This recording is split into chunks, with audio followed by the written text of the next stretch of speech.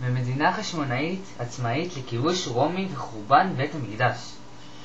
תקופה פרסית, היהודים בגלות בבל. כורש מפרסם את הצהרה כורש ומרשה ליהודים לחזור ליהודה ולבנות את בית המקדש השני, 538 לפני הספירה. תקופה הלניסטית אחת, היהודים בארץ ישראל חיים ביהודה. אלכסנדר מוקדון, המלחמה הסורית בין בית תלמי לבין בית סלבקוס. 200 לפני הספירה, כיבוש הארץ. ישראל על פי אנטיוכוס 3 לבתים לבית סלבקוס.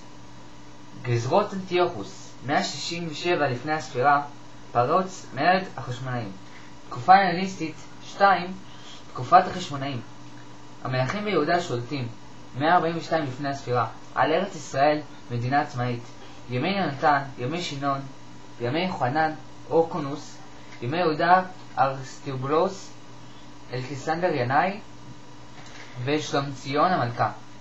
תקופה רומאית, מ-33 לפני הספירה, בשנת 70 לספירה נחרב בית המקדש השני. השפעת ההלניזם על החברה ביהודה. בתחום התרבות, השפה היוונית תפסה את מקומה של השפה הארמנית. חוקרי המיסים, היהודים, הכהן הגדול ואנשי המנהל בית המקדש שלטו ביוונית. השפה היוונית התפשטה ביהודה. נכתבו מכתבים ביוונית. לדוגמה, טוביה, מפקד המושבה הצבאית, כתב מכתבים לאמפליוסינוס, שר האוצר ולמלך. תלמי, בשפה היוונית. התורה תורגמה ליוונית. אימוץ שמות יווניים.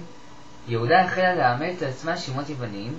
לדוגמה, תאודורה. מפעלי בנייה. היהודים הושפעו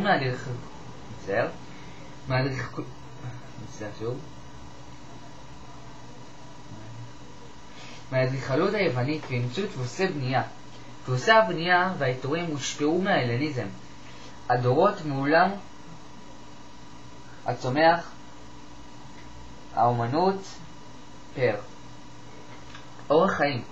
בני השכבות הגבוהות אימצו לעצמם אורח חיים הלניסטי, כאשר ירושלים הפכה לפוליס, עיר מדינה, והוכנסה בה תרבות זרה, לדוגמה, ספורט ופולחן אלילי. בנוגע שירושלים הופכת לעיר פוליס, ההשפעה באורח החיים ההלניסטי גדל. אימוץ אורח חיים הלניסטי על ידי שכבת ההנהגה ניתן קשר בונה לבין המעמד הבינוני והשכבות הנמוכות בעם. שינויים באופיים של ההנהגה פוליטית.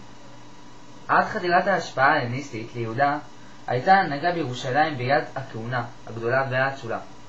בתקופה ההלניסטית החל תהליך של חדירת משפחות עשירות, בית טוביה, אל החברה הגבוהה וההנהגה הכלכלית והחברתית באמצעות קשרי מסחר וחיתון.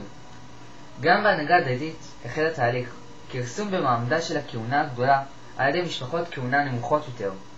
בית בלגה, אחד מבניה שמעון, שימש בתקופת הסיליקית כנגיד בית המקדש.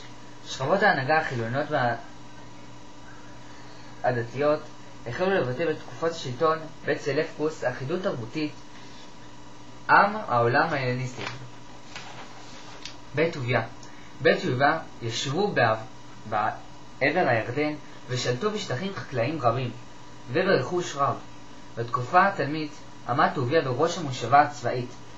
בעבר הירדן שמתיישביה לא בהכרח היו יהודים. בני המשפחה צברו עושר ועוצמה ופיתחו קשרים כלכליים ומדיניים מצוינים עם השכבה הגבוהה ועם המלכים ההלניסטים. משפחת טוביה אימצה לעצמה מנהגים הלניסטיים. השתתפה בחגיגת יוונית, בנתה מבנים בעלי סגנון הלניסטי וכתבה מכתבים ביוונית. בית טוביה ביסס את מעמדו בירושלים כשהתחתן עם אחותו של הכהן הגדול, משפחת הכהונה הגדולה. גם יוסף בנו של טוביה קשר קשרים אדוקים בחצר המלך תלמי. התמנה כחוקר מיסים מטעם המלך. ליוסף נמסרה סמכות שהייתה נתונה לכהן הגדול גביית מיסים, והוא היה היהודי הראשון שהגיע לעמדת ההשפעה כזאת. ברור היה לבית טוביה ולמשפחת היהודית אחרות שהם לא יוכלו להתקדם ולטפס בסולם ההצלחה ללא יצירת קשרים כלכליים ותרבותיים עם השלטון ההלניסטי.